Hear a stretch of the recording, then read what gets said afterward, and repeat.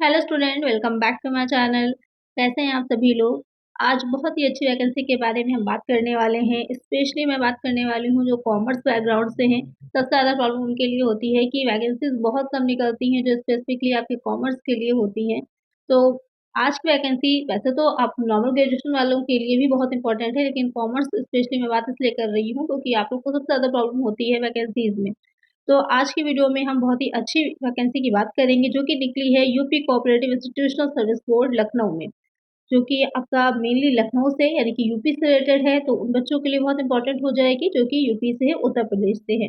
ये advertisement number आप देख रहे हैं, साथ में जो डेट है 14 अप्रैल 2026 की डेट है जब ये नोटिफिकेशन आया है आपका। है किस चीज़ से रिलेटेड, तो ये combined cooperative banking non banking and technical services examination general recruitment 2026 से रिलेटेड है। इसकी स्टार्टिंग डेट जो है, जो आपके ऑनलाइन रजिस्ट्रेशन स्टार्ट होंगे वो 25 अप्रैल से होंगे। लेकिन किस विभाग में है, कहाँ-कहाँ कितनी वैकेंसी है, क्या क्वालिफिकेशन होनी चाहिए, क्या-क्या इंपॉर्टेंट डॉक्यूमेंट होने चाहिए आपके पास, ये जानना आपके लिए बहुत ही इंपॉर्टेंट है। और सबमिशन की जो लास्ट डेट है वो 15 मई होने वाली है। ये जनरल रिक्रूटमेंट है। और यहाँ पर अगर हम बात करें कि पोस्ट क्या है, तो पोस्ट आप देख सकते हैं मैनेजर की पोस्ट है, जूनियर मैनेजर की है, असिस्टेंट कैशियर की है, क्लर्कल स्टाफ है, असिस्टेंट मैनेजर है, असिस्टेंट मैनेजर जनरल है, असिस्टेंट कैशियर है, असिस्टेंट मैनेजर जनरल है, अकाउंटेंट है। और ये सब कैटेगरी दे रखी हैं। नंबर ऑफ पोस्ट भी बहुत अच्छी हैं। 65 पोस्ट आपकी यहाँ पर मैनेजर की रहने वाली हैं। जूनियर मैनेजर की 486 हैं, असिस्टेंट कैशियर की 887 हैं। और ये सभी पोस्ट आप देख रहे होंगे परमानेंट है। ये कोई संविदा पे नहीं है, कॉन्ट्रैक्चुअल नहीं, ये परमानेंट पोस्ट है आपके लिए। तो बहुत ही अच्छी वैकेंसी रहने वाली है, तैयारी शुरू कर दीजिएगा। अभी हम देखेंगे कि इसमें का पेपर का सिलेबस, इसका पेपर का पैटर्न क्या है, किस तरह से पेपर आपको देना है, कितने राउंड में होगा, मेंस होगा, रिटन किस तरह से इसका एग्जामिनेशन स्ट्रक्चर है, सारी चीज़ों को भी हम देखेंगे। तो एंड तक वीडियो में बने रहिएगा। और इसी तरह की इन्फॉर्मेशन आपको मिलती रहे रेगुलर, इसके लिए चैनल को सब्सक्राइब करना ना भूलिएगा। यहाँ पर नेक्स्ट देख सकते हैं आप असिस्टेंट अकाउंटेंट। असिस्टेंट अकाउंटेंट की अलग-अलग उसमें कैटेगरी वाइज़ है, अलग-अलग मुझे जो आपके विभाग हैं उसमें निकली हुई हैं। असिस्टेंट अकाउंटेंट की यहाँ पर भी दे रखी है। सो ये सारी ही वैकेंसीज़ आपकी परमानेंट रहने वाली हैं। स्टेनो वालों के लिए भी है, असिस्टेंट स्टेनोग्राफर है, जूनियर असिस्टेंट है, जूनियर असिस्टेंट है यहाँ पर, क्लर्क है, टाइपिस्ट है, असिस्टेंट इंजीनियर है, सिविल में या फिर इलेक्ट्रिकल में अलग-अलग बताया हुआ है। तो ये इतनी आपकी वैकेंसीज़ अलग-अलग डिपार्टमेंट में आई हुई हैं। तो आपने ये देखा है कि नंबर ऑफ पोस्ट कितनी है और कौन-कौन सी पोस्ट के लिए वैकेंसीज़ आपकी अवेलेबल है। यहाँ पर तो प्रोसेस दे रखा है कि क्या ऑनलाइन अप्लाई करने का प्रोसेस है आपका, कि किस तरह से आपको अप्लाई करना है। तो पहले रजिस्ट्रेशन करना होगा, फीस का पेमेंट करना होगा, स्कैन डॉक्यूमेंट करने होंगे और अपलोड करने होंगे। उसके बाद यहाँ पर बताया है कि आपको फॉर्म फिल कैसे करना है। तो जब फॉर्म फिलिंग स्टार्ट होगी उससे रिलेटेड वीडियो एक अलग से मैं आप लोग के लिए बना दूँगी, जहाँ पर आपको ये बताएँगे कि किस तरह से आपको फॉर्म फिल करना है। अब इम्पोर्टेंट आ जाता है कि किस तरह से पेपर आपको देना है, क्या रहेगा पेपर का पैटर्न। तो यहाँ पर आप देख सकते हैं the determination of the number of questions, total marks and time duration for the preliminary main exam is as follows. यहाँ पे आपके 2 एग्जाम होने हैं, एक प्री होगा और एक मेंस होगा। प्री जो होगा उसमें आपके 100 क्वेश्चंस आने हैं, 100 मार्क्स के रहेंगे और शेड्यूल टाइम यहाँ पे कितना है 1.5 आवर्स, यानी कि 90 मिनट्स आपको दिए जा रहे हैं। 90 मिनट होंगे, इसमें 100 क्वेश्चन आपको करने होंगे। जनरल रेलवे का भी सेम पैटर्न ही रहता है आपका। और जो बैंकिंग के आते हैं जितनी भी वैकेंसीज, उसका भी यही पैटर्न रहता है। मेंस जो होगा उसमें 120 क्वेश्चन आएँगे, 200 नंबर के होंगे। यहाँ पर आपको 2 आवर्स मिल रहे हैं, 120 मिनट मिलेंगे। और मोस्ट इम्पोर्टेंट चीज़ जो है कि क्या नेगेटिव मार्किंग है, तो यहाँ पे आप देख सकते हैं साफ-साफ मेंशन है कि the system of minus marking on the wrong answer given by the candidate in the objective type of question paper of the preliminary and mains examination shall apply as follows। तो यहाँ पर negative marking आपकी है। जो अगर आपने wrong answer दिया तो आपके मार्क्स कटेंगे। अब कितने कटेंगे, तो 1/4 20%, 25%। यानी कि अगर आपने 4 क्वेश्चन गलत किए, रॉन्ग किए, तो आपका 1 नंबर जो होगा वो कट हो जाएगा। 4 क्वेश्चन पे 1 नंबर आपको कट हो जाएगा। 1/4 की है, 25% की है। तो नेगेटिव मार्किंग है, इस चीज़ को भी ध्यान रख के आपको अपनी तैयारी करनी है। उसके बाद क्वालिफाइंग मार्क्स के लिए यहाँ पे बताया है कि the minimum efficiency standard for SC ST student के लिए 35% है। अदर कैटेगरीज की आपकी 40% आ रही है, जो कि जनरल सभी में ही होता है।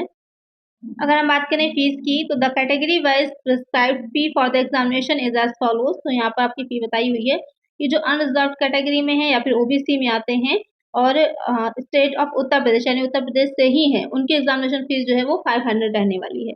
और जो एससी के हैं या फिर एसटी से हैं और वो भी उत्तर प्रदेश से हैं तो उनकी भी फीस क्या रहेगी 250 रहेगी।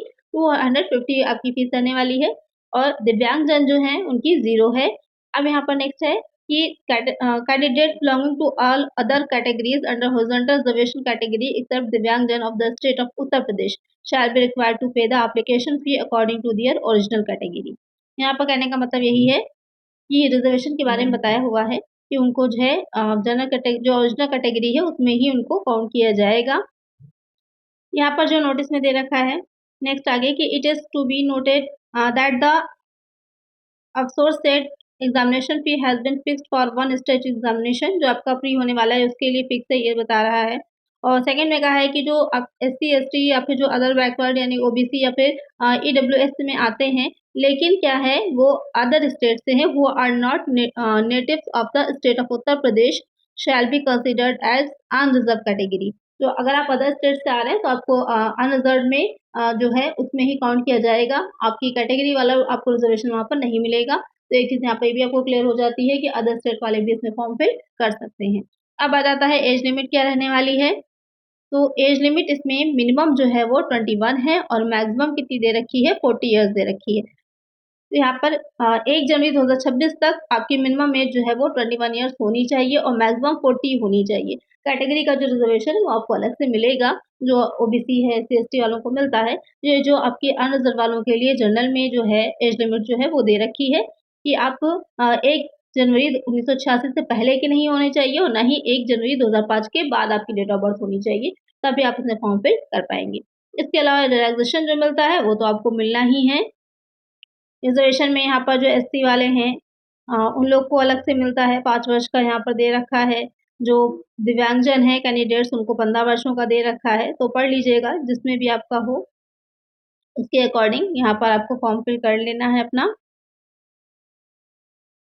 नंबर ऑफ वैकेंसीज की अगर हम बात करें in the requisition sent provided to the Uttar Pradesh cooperative institutional services board the responsibility for the calculation of vacancies and the fulfilment of reservation lies entirely with the concerned requisition sending institution। अब यहाँ पर दे रखा है अलग अलग कि कितनी number of post हैं, तो अलग अलग विभागों में ये अलग अलग पोस्ट आपकी दे रखी हैं।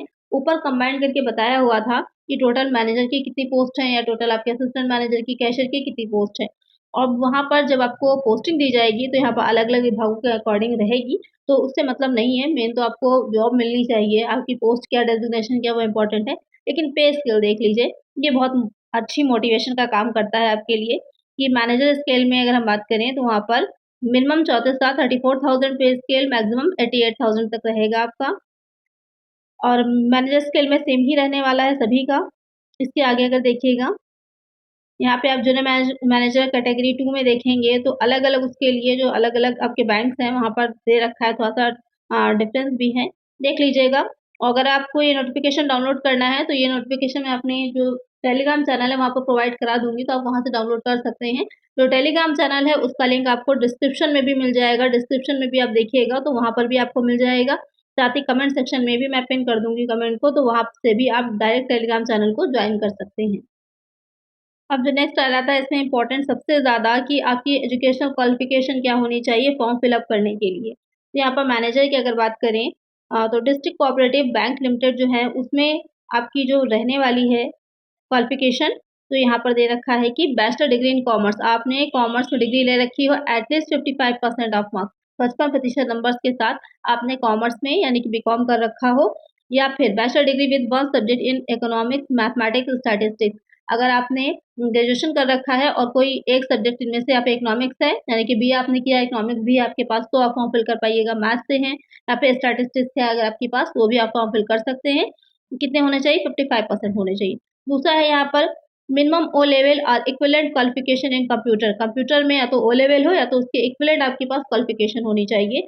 Regarding equivalence the equivalence prescribed by the government, तो गवर्नमेंट ने एक निकाला था अपना पूरा जिसमें बताया था कि ओ लेवल के जो है सिमिलर क्या होता है, उसके बराबर कौन होता है, ट्रिपल सी के सिमिलर कौन होता है।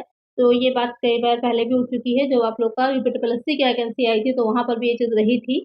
तो उसमें भी एक बार जो ऑडिटर की या फिर जो असिस्टेंट अकाउंटेंट की आई थी तो वहाँ पर भी ये चीज़ आई थी। तो उसमें क्लियर करा गया है, जो समीक्षा अधिकारी की थी वहाँ पर भी चीज़ें उठी थी कि इक्विवेलेंट कौन होता है, तो वहाँ सारी चीज़ें क्लियर करी गई थी।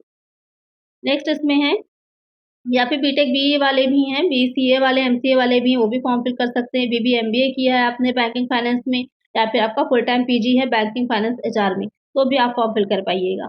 जूनियर मैनेजर की अगर हम बात करें तो उसके लिए भी यहाँ पर आपको 55% मार्क्स के साथ आपका पीजी होना।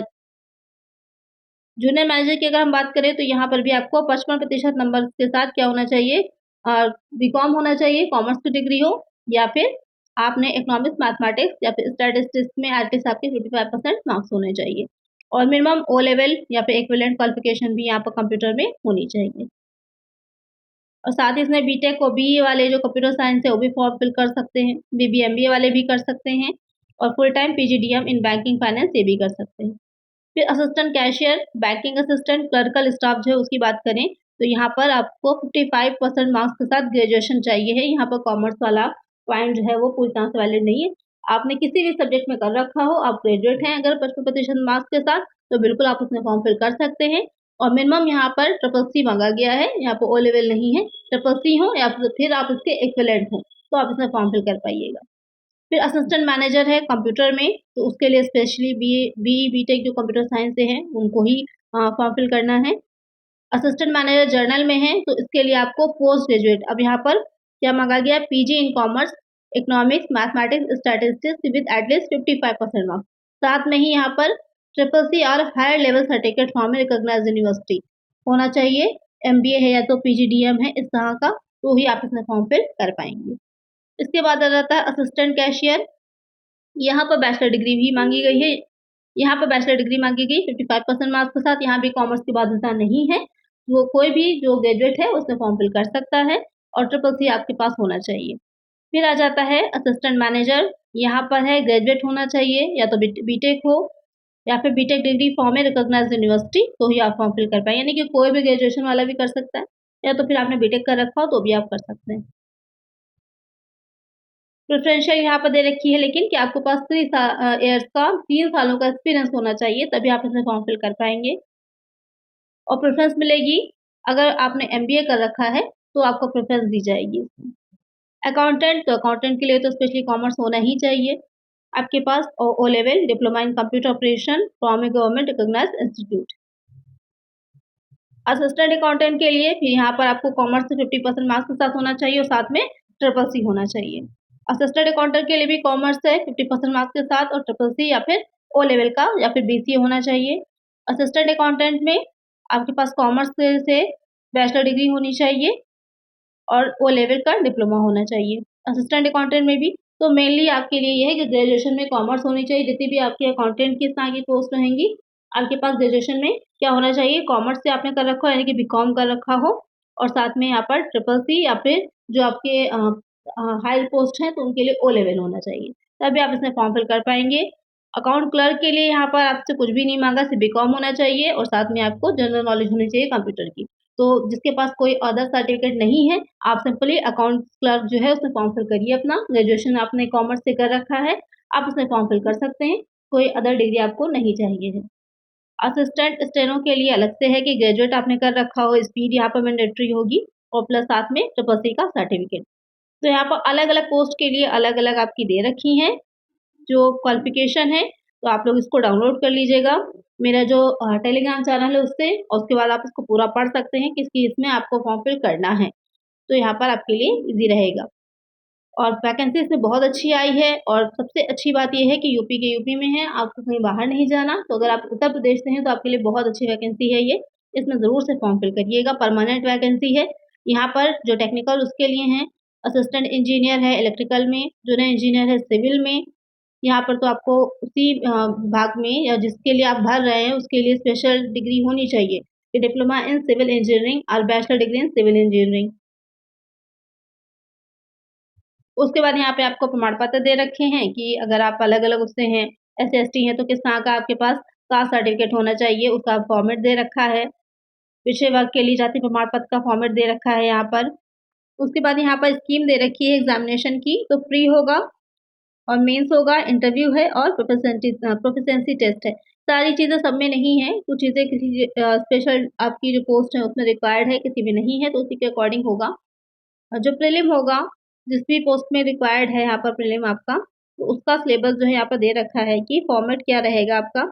तो आज की वीडियो में ये हमें समझना था कि किस-किस वो पोस्ट पर आपकी वैकेंसीज़ आई हैं, जिससे कि आपको ये आइडिया लगे कि आपको उसी के अकॉर्डिंग अपनी तैयारी करनी है और इसका डिटेल सिलेबस कि इसमें क्या-क्या चीज़ें आपको पढ़नी है, तो इस पर एक अलग से सेपरेट वीडियो आएगी, जहाँ पर एग्ज़ामिनेशन का पैटर्न भी हम डिस्कस करेंगे और सिलेबस को भी डिस्कस करेंगे। क्योंकि किस-किस पोस्ट के लिए या किस कैटेगरी वाइज़ जो है आपकी अलग-अलग दे रखा है, मेंस का अलग दे रखा है, तो बहुत अच्छे से उसको अलग से समझना इम्पोर्टेंट है, तो एक अलग सेपरेट वीडियो आएगी।